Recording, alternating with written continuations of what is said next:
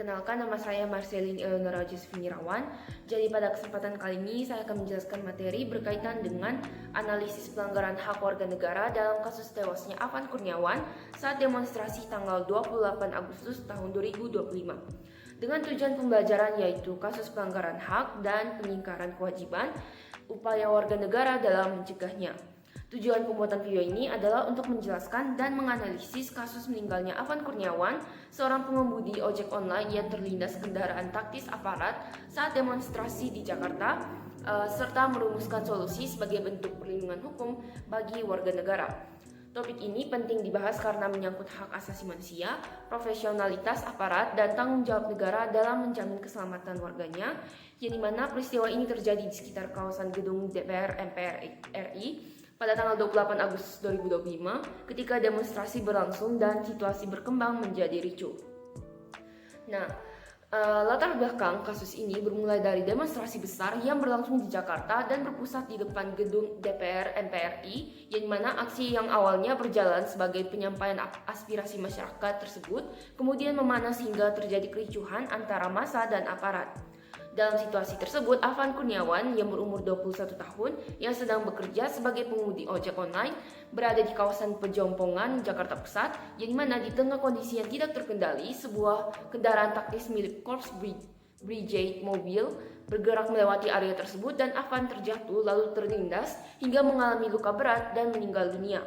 Pihak-pihak yang terlibat dalam kasus ini meliputi korban sebagai warga sipil, anggota BRIMOB yang mengemudikan kendaraan, institusi kepolisian Republik Indonesia sebagai penanggung jawab pengamanan, serta masyarakat yang menjadi saksi.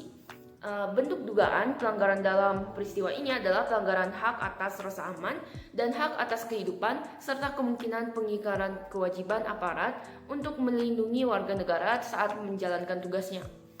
Jadi, jika dianalisis berdasarkan konstitusi, hak atas hidup dan rasa aman dijamin dalam Undang-Undang Dasar 1945, khususnya pasal 28A dan pasal 28G ayat 1.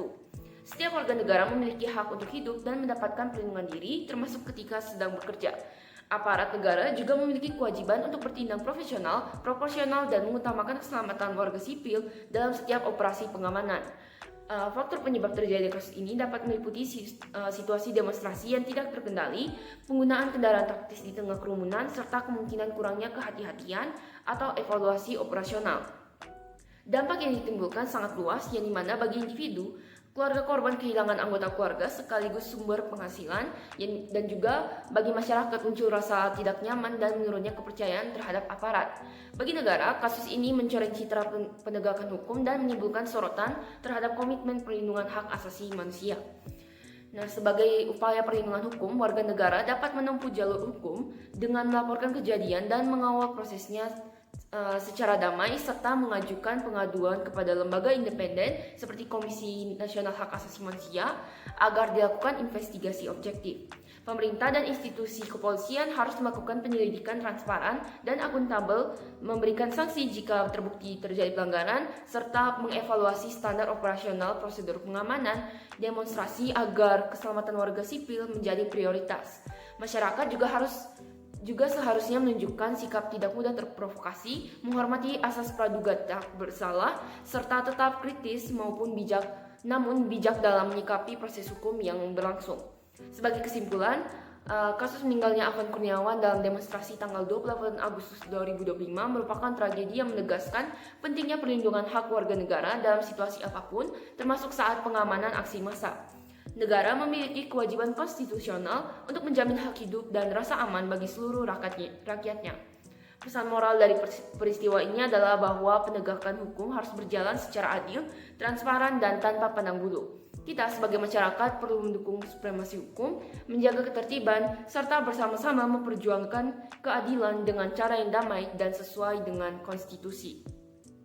Sekiranya itu saja yang bisa saya sampaikan. Mohon maaf jika ada kesalahan kata. Sekian dan terima kasih.